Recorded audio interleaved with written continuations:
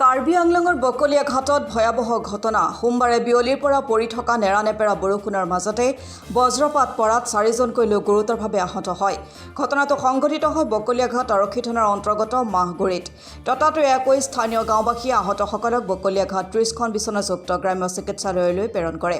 ঘটনাত আহত হৈছে মাহগুৰি গাঁৱৰ দীপক ডেকা, মহেন্দ্ৰ ডেকা, ৰূপক কোঁৱৰ আৰু শুভ্ৰৰাম কোঁৱৰ।